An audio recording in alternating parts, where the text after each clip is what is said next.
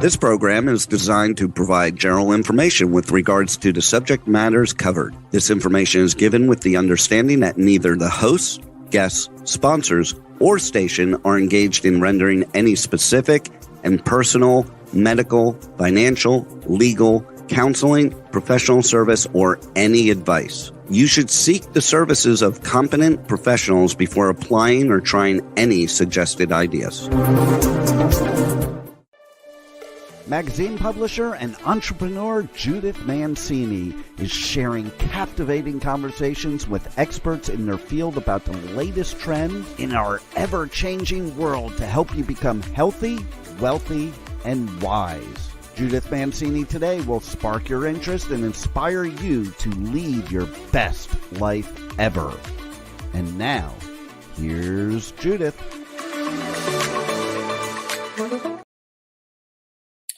Hey everybody, it's Judith Mancini today, and I am Judith Mancini. Welcome, thank you for joining us. ICYMI, in case you missed it. There's a lot going on this morning on the news, and this is one woman's opinion. Trump is on trial. It's been on the news forever. I just want you to take this in and see what you think of it. President Trump has been charged with 91 charges. Manson, who killed all those people and was the creepiest of the creeps, was only charged with 5. President Trump, if convicted of everything, which I know he's not going to be because he hasn't committed any of these things, and he doesn't even have a crime in this particular trial. It's ridiculous. He would end up serving so many life sentences, and yet in our justice system today, these people burn down buildings, they shoot police officers, and all of a sudden they're out on some kind of bail, some kind of forgiveness. This is disgusting. You know this could happen to you. So you better keep that in mind. This is ridiculous. All they're interested in is hearing about the sordid side of Stormy Daniels' sex life. I'm sick of it. All right, so that's what's going on. But you also need to check, and you check Newsmax, you check Fox, you check CNN, you check MSNBC. All they're doing is trying to besmirch his name and make him look like he's something horrible. But look and see, you will find out that the ex-wife of one of the top people on the prosecuting team, and he's in DA Bragg's office, his wife donated thousands and thousands of dollars to the Democrats and the Biden people. This is crazy. The judge hates Trump and has admitted it off camera. His daughter is making hundreds of thousands, if not more, money by covering this and selling things to the Democrats and raising money. This is ridiculous. This is not a trial of any crimes. This is trying to keep Trump from running for president. Well, you know what? Even if he's behind bars, I'm voting for Trump. I don't know if you can. I don't know if they'll take him off of every ballot. I have no idea. But this is not right. And I don't want it to happen to me just because I'm talking about it on my podcast. And believe me, I've already been barred nearly by YouTube for mentioning the word vaccine. So I know they're watching me to see if I say anything that I shouldn't say in their opinion. All right, let's move on. I want to tell you, if you took Zantac because your tummy was upset all the time, unfortunately, it has been found to cause cancer in some people. So I want you to contact Pfizer for a lawsuit against them right away for Zantac and see if you can get some medical bills paid or what have you. And I pray to God that it didn't hurt you. although I already have a friend who has such problems that he told me he thought he had cancer. And at the last I spoke to him, he had not been to the doctor. And that was before the suit was settled. The other thing I want to mention is Biden's disrespecting Israel and not giving them any help. This is disgusting. I don't have any prejudice, but that's how I was raised in my life. I don't know how people can have prejudices against the human race. I don't get any of that. But I do know one thing. I don't want to see what happened in the 30s happen over here with another Holocaust. And it's already started. If you don't know that that wasn't the beginning of a Holocaust when they flew down on those winged things into the stadium at the concert and massacred those people, you're wrong. And then they went into the kibbutz and killed others, killing babies, setting them on fire, raping women, mutilating people. That is the beginning of another Holocaust. To go into temples here in the United States and shoot people, that's a little part of it too. And now these protesters on college campuses are mostly not even students. They're paid anarchists, paid demonstrators. Wake up, people. This is not the America I grew up in, and it's not the America my children grew up in. This is an America I don't know, and I don't like it.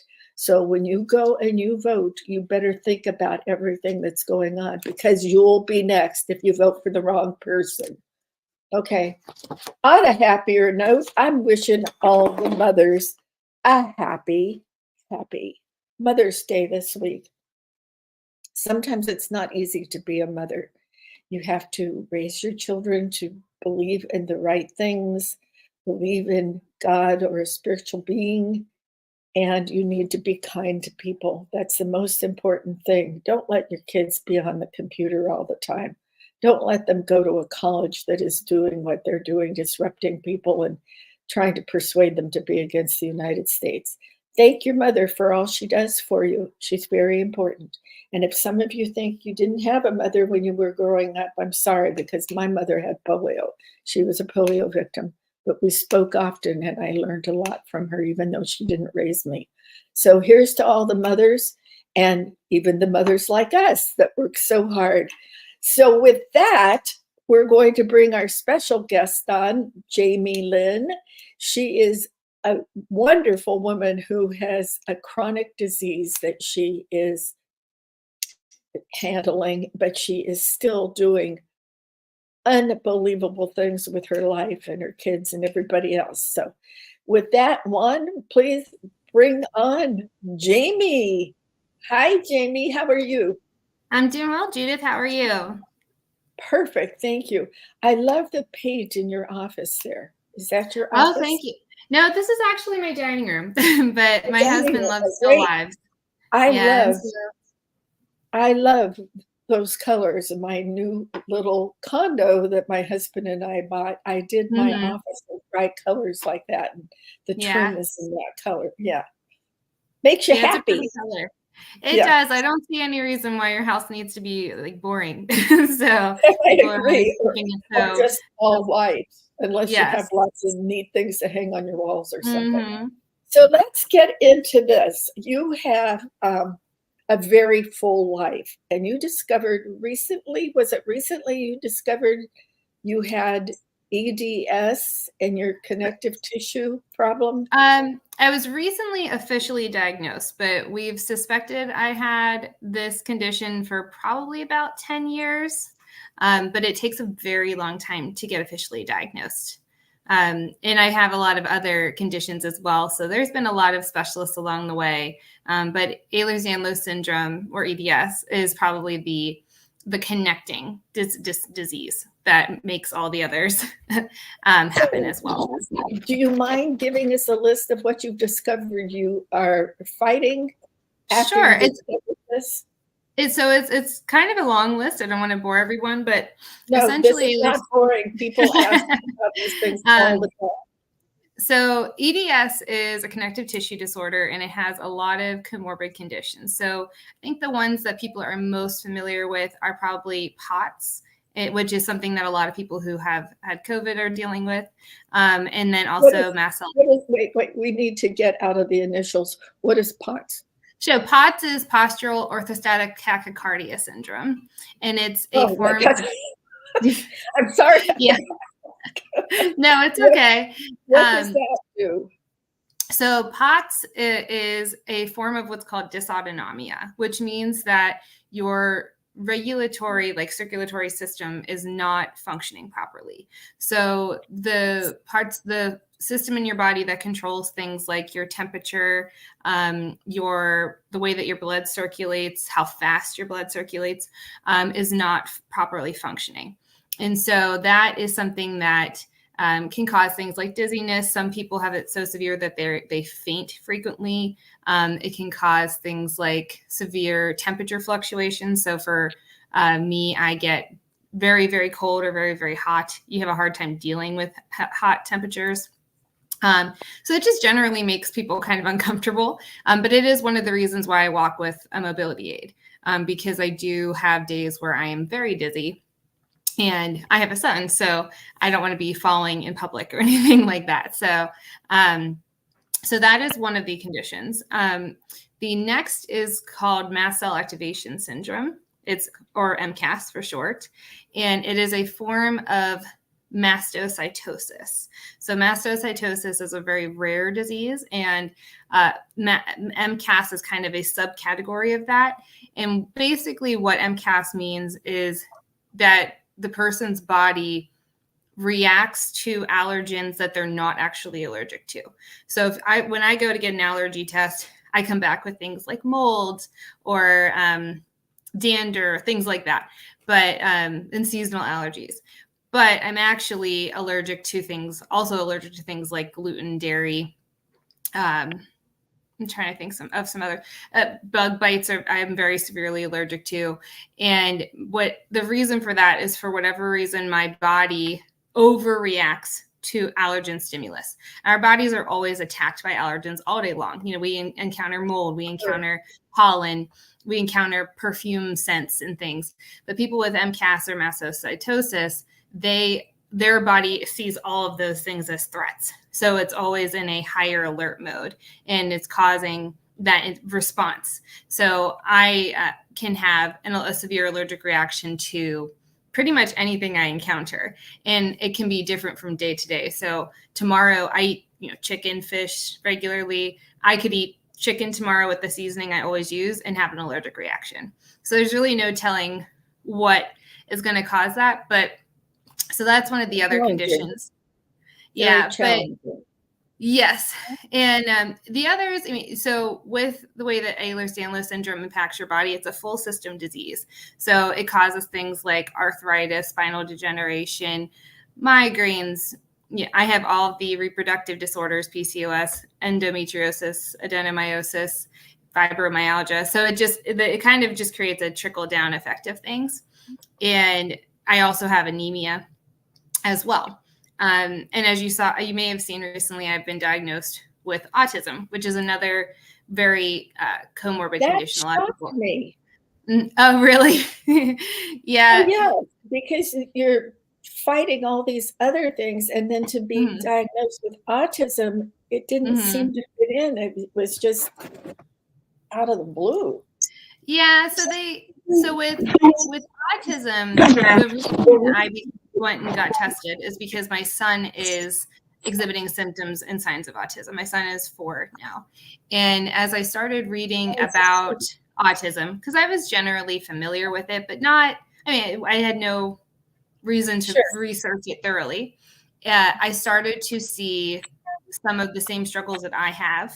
And when I started researching autism and Ehlers-Danlos syndrome, which is my primary disease, it's like something like 60-70% of people with EDS also have autism, and they don't know why. It may be because your brain also has connective tissue. Everything has connective tissue, and so it could be the way that your brain is made. They don't really know. Let me ask a question here. So with your disease, you can have autism. And Mm-hmm. that's how you figured out you had autism. But what about people who had children with autism? Can they then have your disease and a doctor wouldn't diagnose that? So I'm not sure about the reverse, but I do know that oftentimes children with autism exhibit higher levels of physical pain, and they can be hypermobile. So it can be a comorbid condition. And Ehlers-Danlos syndrome is something that right now they consider it to be rare because before there wasn't a lot of research about it. Practitioners were not very well versed in it, but I suspect that it is not as rare as we think it is.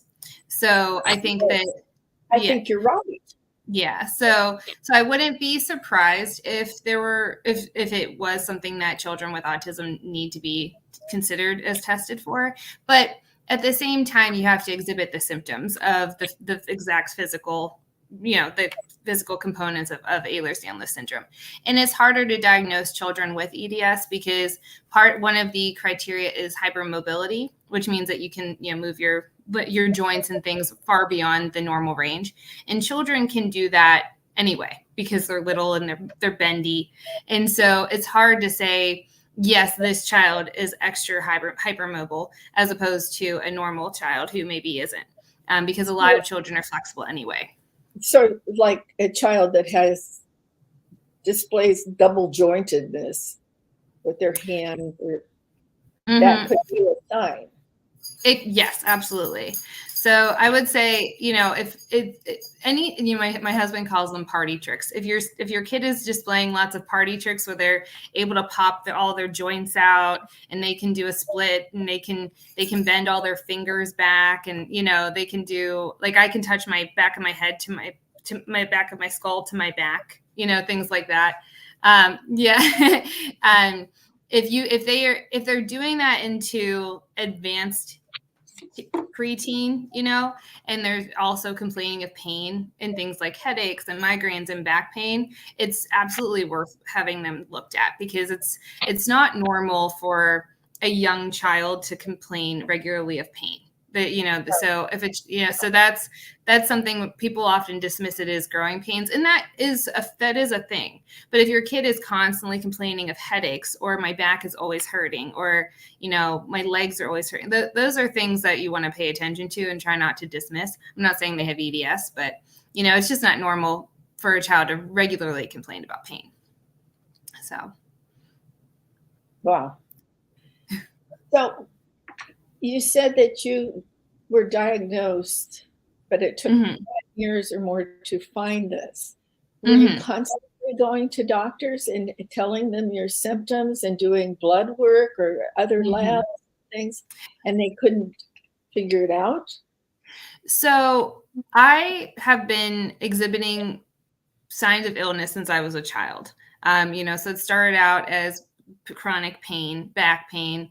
I started complaining of headaches from an early age. I started complaining of stomach aches from an early age. And so initially I was written off as, oh, she has poor posture. She's not eating well enough, or, she just has a sensitive tummy, things like that. And then when I got into my teen years, those things got worse when I, started menstruating and things. But it wasn't until I got into college, I started getting more sick. I always had chronic sinus infections and ear infections, but I really started getting sick all the time. And then when I left college, when I graduated, I had my first job was one that required very frequent travel. And that was extremely hard on my body. And I couldn't understand, why am I'm so tired. There were days when I wouldn't eat dinner. Like I'd just get home and go right to bed. And I remember my mom saying to me, like, are you sure you're not depressed? Like, are you okay? And I'm like, no, I'm just really tired. I said, I really just feel exhausted, And so I started talking to one of my coworkers who is now a very good friend. And she had said to me, like, this isn't normal. She's like, it's not normal for you to have all of these symptoms. She's like, she's like, you're young. You shouldn't be feeling this sick. You shouldn't, you know, irregular periods isn't normal. Constant pain isn't normal. Needing to go to sleep as soon as you get home isn't normal. Like, you need to start going to the doctor. So, and at first, a lot of doctors wrote me off, like, oh, you know, you're just a little overweight. You're too stressed out. I would think you would have gotten that a lot. Yes. Yes, there's serious symptoms. Yes. And I would think some people would just say, you're making this up. Yes. But it's not. It's serious. No. My fears about doctors, they don't listen and they're not trained in their profession through school to look for these symptoms and these rare diseases. I think the trouble with my condition is that not doctors are trained in their specialty. So the first disorder I was diagnosed with was polycystic ovarian syndrome. And then after going, you know, so I assumed when I was diagnosed, like, oh, this is what's causing all of my problems. You know, I have a diagnosis, and I focused on that. I was able to get that under control, but I was still sick. You know, I was still having the migraines, and I started having what I was calling flare-ups, which is what people call it anyway, where I would be sick for a week. I'd be just down for the count, exhausted. And I, you know, started going to see other doctors. But the problem is they once they give you a diagnosis, that's what they're going to think about. They're not thinking about, is this diagnosis related to something else? And I don't blame doctors for that. I think that's just part of their training. But yes. I do think as somebody with a multi-system disorder, it's really important to find a doctor that thinks outside the box. So for me, I started doing a lot of research, and you know, over time, my reproductive diseases were further defined. But I was always being sent to physical therapy. Oh, you've fallen and you've injured your back. You've sprained your ankle. You've dislocated this. And it was a physical therapist of all people who had said to me, I was 28, and she said, has anyone ever told you that you're hypermobile? And I said, no, what is that? And she said, well, it means that you can extend your joints far beyond the normal range. And I said, I have never heard of it, you know. And so I went home and I started researching what is hypermobility, because I was curious about it. I didn't know that I always knew I could do things with my body, but I didn't know that, you know, you always assume if I can do it, everybody can do it, especially when you're young or you're a child. Sure. And so I came across Ehlers-Danlos syndrome, and I said to my then fiance, my now husband, I said, this sounds like me. I've never heard of this before. I don't know what this is. And it wasn't until after my son was born that I really started getting sick. And I also wanted to get my diagnoses because they were genetic. I knew I probably had this genetic disorder. Now I have a child, and I wanted to make sure if I passed it down that he was getting treatment. So I went to a rheumatologist, and he was just phenomenal. He, you know, said, yes, I think you have this disorder.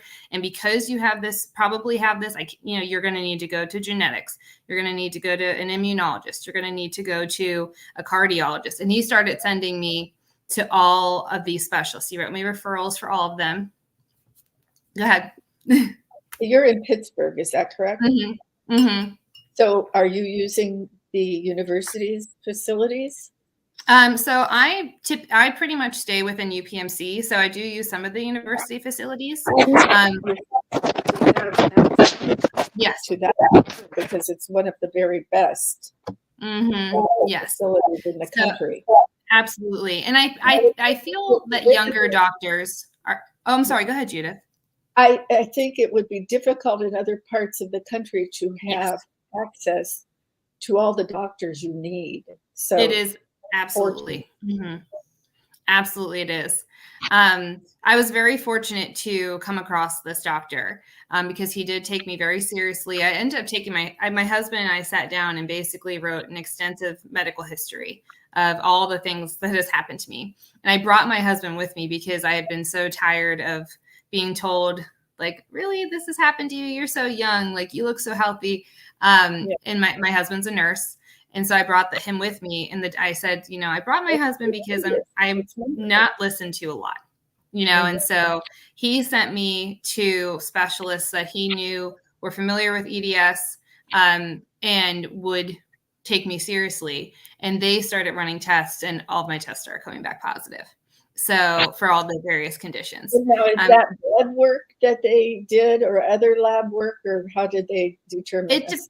It depends on the condition. So some of it was blood work. I get blood work done a lot. Some of it was bone marrow biopsy. And there are still some, yeah. I've had many MRIs and scans. I've had, bone density tests. I've had radiation tests on my bones to see if I have any abnormalities. I'm having a nerve conduction test soon. So I've had all the tests, and most of them come back with findings. But at the end of the day, I'm thankful that I came across doctors that were willing to listen and were educated. And now I have a very well-versed care team. That is remarkable. And it's also remarkable that your husband is a nurse.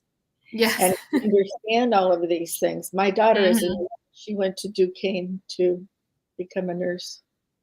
Oh, yeah. Duquesne has a wonderful nursing program. Yes. Yes, absolutely. Absolutely. So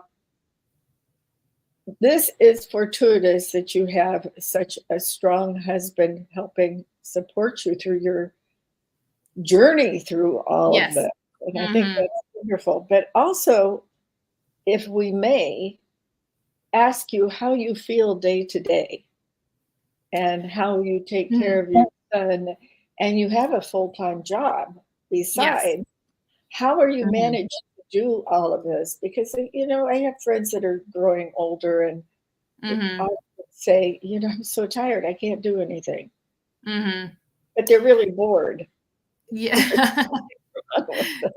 Yes, keeping busy is definitely important. I think day to day, it honestly depends on the day. I would say, number one, I have a very supportive husband and family, and I support a family on both sides of our family. So my husband and I are very fortunate to have a very good community within our own family. And so that's, I think, number one. And I know that that's hard. Not everyone has that. But two, I think the hardest part of having a chronic illness is that you don't know what's going to happen tomorrow. You don't know how you're going to wake up. And it doesn't always matter how well you behaved from a wellness perspective the day before or the week before. So there have been times when I literally have just woken up and I am just sick. That's just how today is going to go. And then there are other times when I feel very well and I've pushed things too far from a physical perspective and I make myself sick. And that's not intentional. I'm a mom, I work, I'm young. And so trying to do a lot of things, and your body doesn't always tell you in the moment, hey, you've done too much. So I would say, from day to day, managing is a challenge. I'm actually currently on some time off from work because things have become very, very challenging. I've had a very hard year physically, and I get a lot of help from my mother and dad, and obviously my husband. My mom helps with watching our son.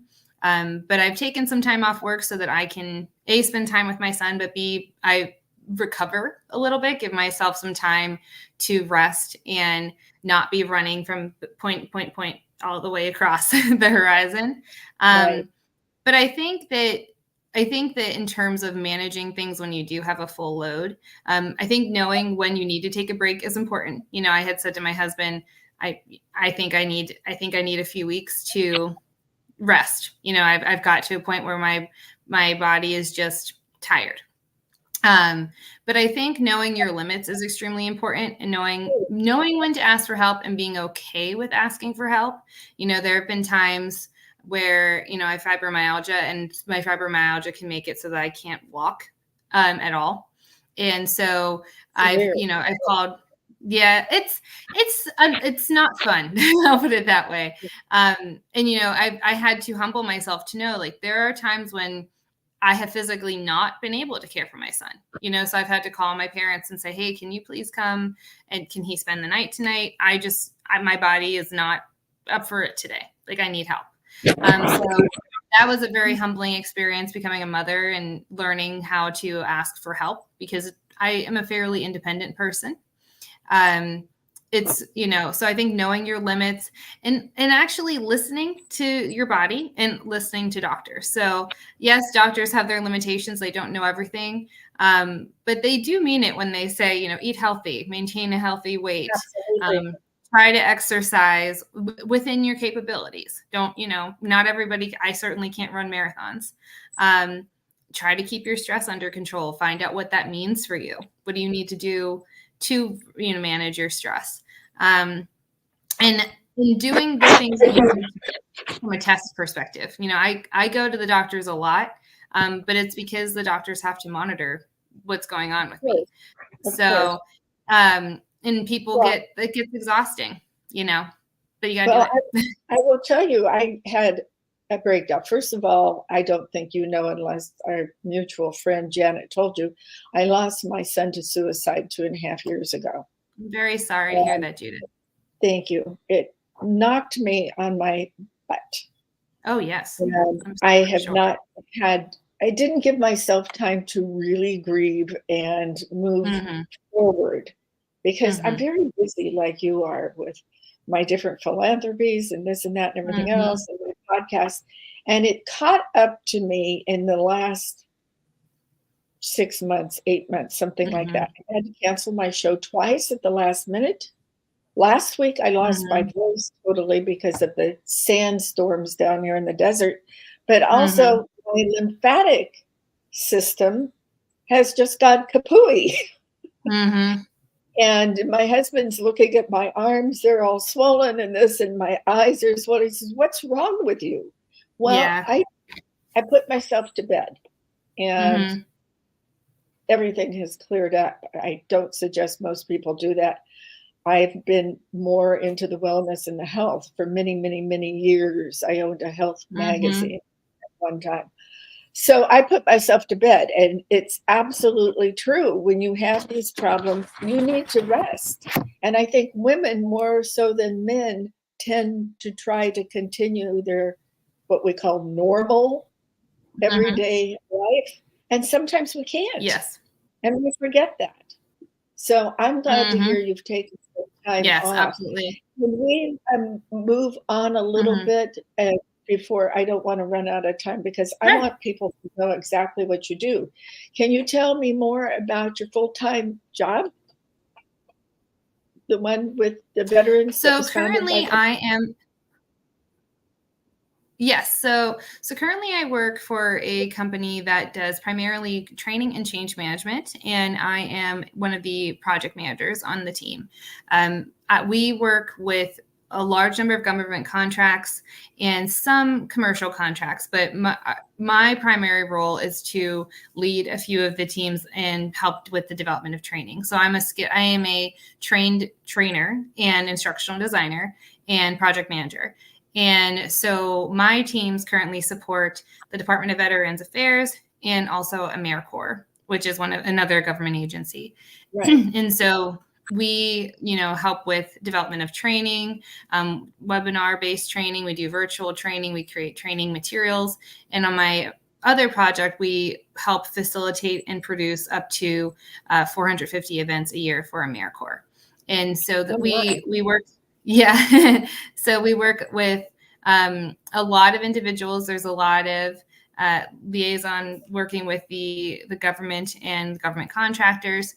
And then we also do change management as well. So supporting our customers with going through the process of a change and how to help it be accepted and actually implemented across the company or across the agency, whatever it is, whatever the group is. So those are our primary roles, but that is my current full-time job. That, and you have another full-time job because you have gotten into the wellness business, and you have been doing some marvelous reels explaining everything to everyone. Tell me about that. And are you affiliated with this wellness box, and what is that all about? Sure. So as I started to go through my diagnoses, one of the things that I really wanted to do was find purpose in it. And I know I have I've been through a lot, I've done a lot of the research, and I felt like I have a lot of information to share, and I wanted people to feel, I'm not a doctor, I'm not trained as a medical professional, but I feel like I have helpful information, if that makes sense. And so I started to start sharing my story on social media, which previously wasn't very much a social media user. And then I also was looking for another type of opportunity, as my husband and I are starting to think about transitioning our lifestyle a bit. We're talking about adopting a second child where, I want to spend more time with my son. And so I started to look for other opportunities. And one that came across was the wellness box. And so essentially what this company is, and I'm a very big customer. I love their products. They are an American-based company. All of their products, with the exception of, I believe, their mascara is made, and that's made in Italy, is made in the United States. And they sell everything from cleaning products, makeup, bath and body products, hair products, skin products, baby products, you name it, snacks, protein shakes, etc., essential oils. And their pledge is to provide products that work, but without the harmful ingredients. So things like formaldehyde, parabens, phthalates, those types of things. If a chemical is not, if it's proven to be harmful, they're not going to use it. If there's studies that show, hey, this causes cancer, this causes inflamed intestine, whatever it is, it's not going to get used. So many of their products are so safe that they actually are regular, they don't have to have safety caps on them, essentially, which are regulated by a government agency. So they also, that was possible. Yes. So they don't have to have safety caps on a lot of their products because they are safe. Like if your child were to get access to them, you would still want to get them checked, but right. like they're not going to keel over. And so yeah. But they also sell, they also are affiliated with the owner is a Texas ranch owner. And so he raises Black Angus beef, and again, all American bred and raised, no antibiotics, no hormones, etc.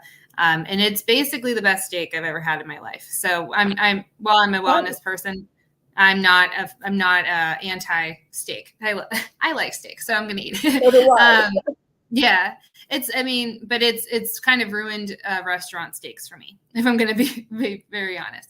Wait, this company does everything from vitamins to actual food and cleaning products and makeup? Yes. And everything. Mm-hmm. How long have they been in business?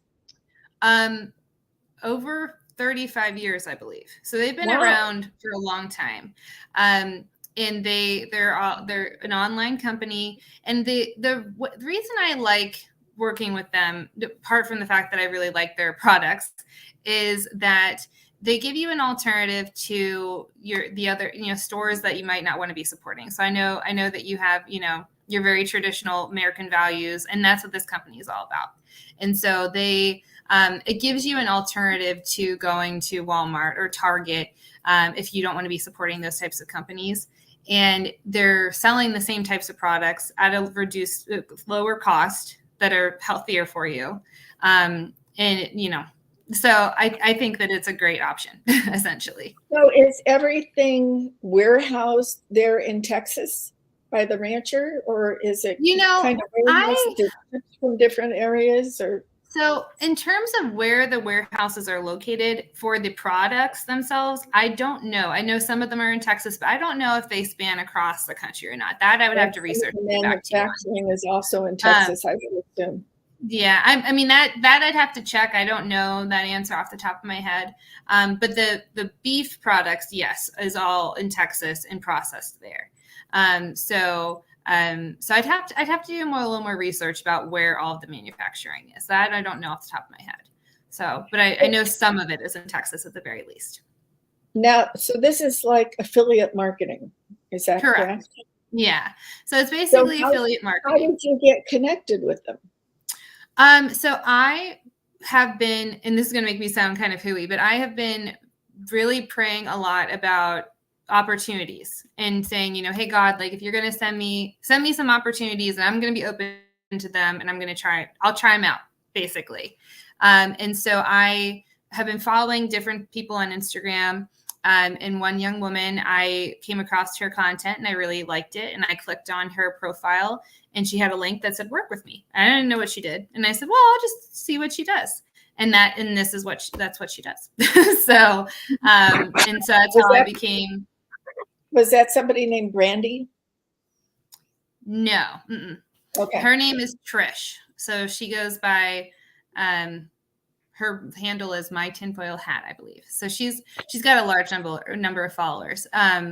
But I said, hey, I said to my husband, I've been saying I want to be open to new opportunities. This is something I've never done before. Some people are very successful. It's a great company. I really like their products.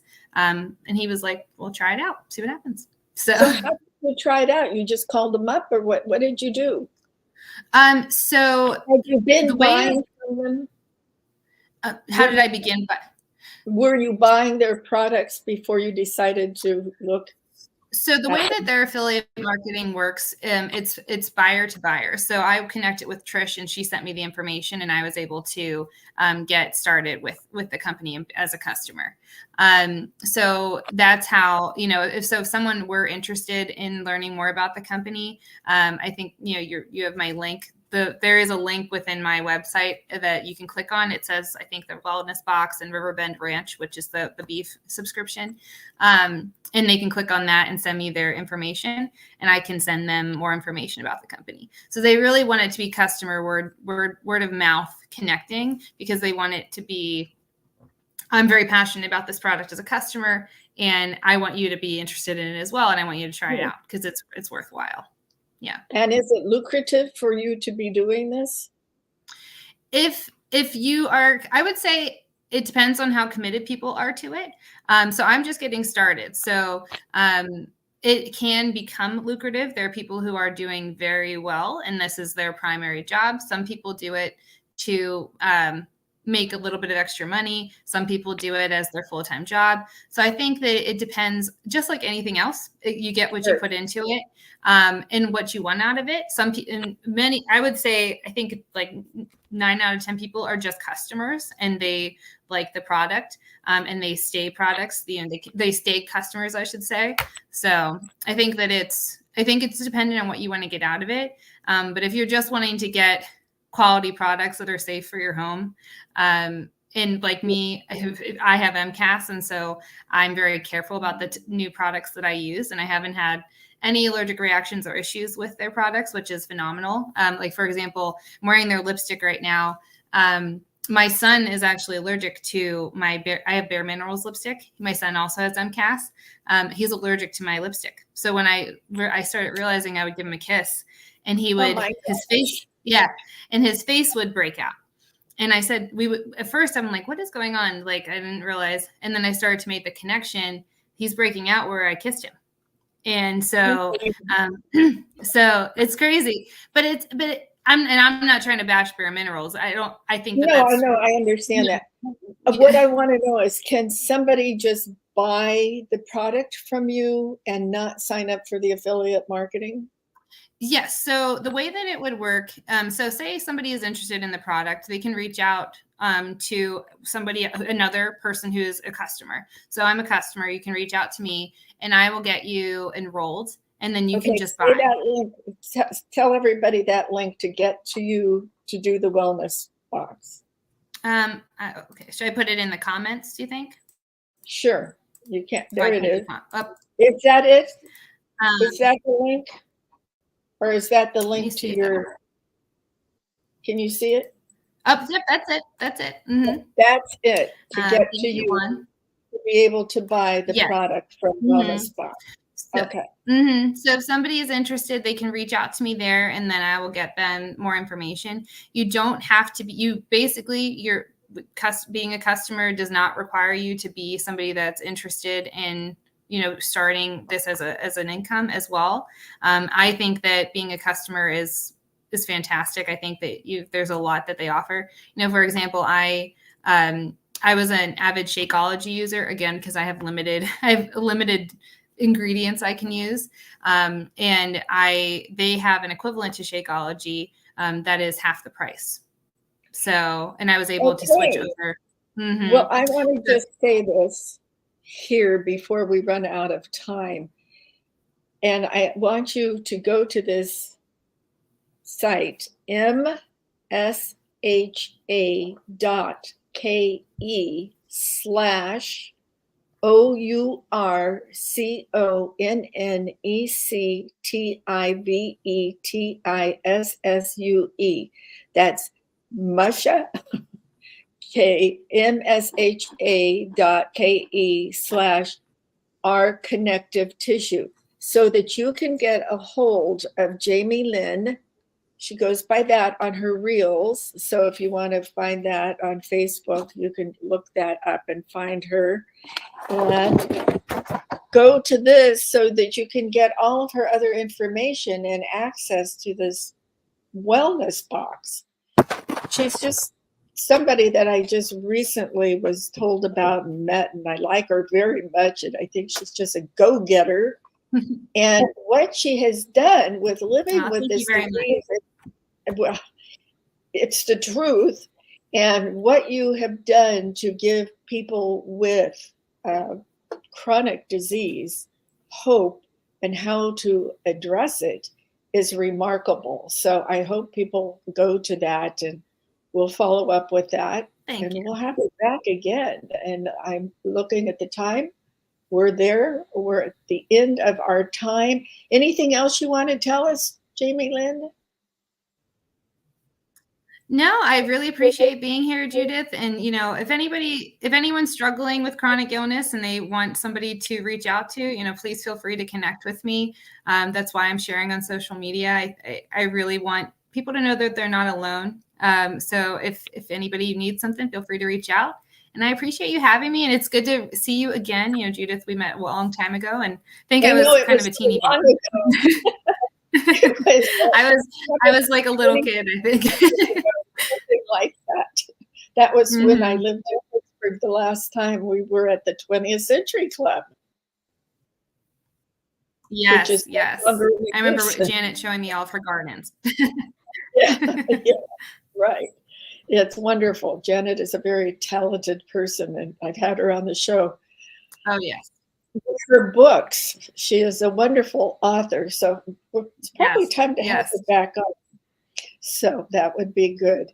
Well, Jamie Lynn, I think so. I know she's got things in the works. People will know. They will find it. So that's a wonderful thing. Thank you so much for being on, and thank you for all the wonderful information. Problem. My pleasure. Giving hope to everybody. All right, everybody, it's time for us to say goodbye. Remember, cherish yesterday, dream tomorrow, and live today.